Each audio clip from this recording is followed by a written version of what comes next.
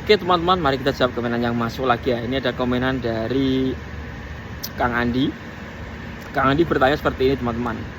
Kang, kalau kita tidak punya senior orang Indonesia bagaimana? Nanti kerjanya bagaimana Kang? Oke, mari kita jawab teman-teman ya. Jadi kerja di Korea itu, apalagi pabrik yang baru pertama mengambil orang Indonesia, ya pasti tidak ada seniornya ya teman-teman ya. Banyak yang pabrik yang seperti itu. Tapi kadang juga ada seniornya, tapi bukan orang Indonesia, seperti orang Vietnam, Kamboja, atau negara Nepal atau negara yang lainnya teman-teman ya. Seperti pabrik saya dulu yang pertama, itu senior orang Indonesianya nggak ada teman-teman ya. Jadi senior orang Indonesianya itu sudah pindah pabrik.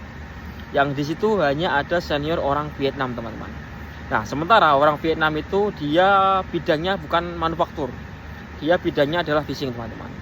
Jadi bosnya itu mengambil dua bidang, yang orang Vietnam bidangnya fishing, sementara yang kami bertiga, saya dan teman-teman, itu bidangnya manufaktur teman-teman. Karena pabriknya membuat kapal teman-teman ya. Jadi orang Vietnam ini dia senang sekali ya, karena dia mengambil bidang fishing, tetapi dia tidak pernah bekerja di laut, bekerjanya di pabrik terus ya. Jadi ya dia seneng. Sementara kami yang manufaktur bekerja di pabrik sebenarnya nggak masalah teman-teman ya, kerjaannya pun nggak masalah. Yang jadi masalah itu ya karena gajinya nggak bener itu teman-teman. Nah jadi kembali ke pertanyaan Mas Andi tadi, ya jangan khawatir jika nanti sampai Korea Masnya tidak punya senior orang Indonesia ya teman-teman ya, ataupun nggak punya senior sama sekali. Jadi baru pertama kali mengambil orang Indonesia teman-teman. Ya mau nggak mau masnya atau kita ya harus belajar mandiri teman-teman ya. Pokoknya setelah pulang kerja kalau bisa ya sering-sering membuka buku, perbanyak kosakata. Jadi di waktu kita nanti diajarin bekerja ada sesuatu terkendala masalah ya, misalnya mesinnya error atau ada bulian, terus pokoknya ada sesuatu yang harus dipertanyakan ya kepada mandor ataupun ke rekan kerja orang Korea. Jadi harus perbanyak kosakata ya. Ya pokoknya dengan bahasa yang kita mampu atau dengan bahasa yang kita bisa, ya pokoknya ngomong saja pokoknya ya.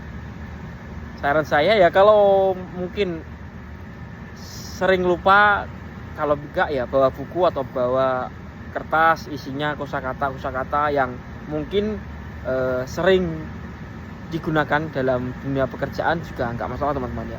Jadi nanti sebelum kita ngomong kita persiapkan apa yang mau diomongkan ya, apa yang mau ditanyakan, tidak masalah teman-teman. Kalau saya pribadi ya, kadang saya kalau nggak tahu sama sekali ya, harus mau ngomong apa itu saya foto terus saya perlihatkan ke orang Korea teman-teman. Pokoknya aku nggak tahu ini namanya apa ya, saya foto terus saya ngomongkan ini ada masalah ini.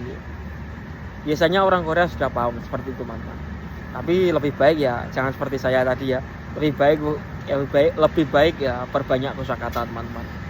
Jadi di waktu nanti kalau ada terkendala sesuatu, kita enak untuk ngomongnya ke mandor atau ke rekan kerja teman-teman.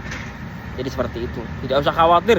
Kalau kita sudah nekat untuk merantau kemanapun ya, ke Korea, ke Jepang, ke Taiwan, atau ke negara manapun, pokoknya harus mandiri, belajar berani teman-teman ya. Gak usah takut pokoknya. Masa laki-laki jadi penakut teman-teman. Oke, saya doakan semoga diberi kemudahan dan keberkahan Allah Subhanahu wa taala bagi siapapun yang melihat video ini. Terima kasih. Wassalamualaikum warahmatullahi wabarakatuh.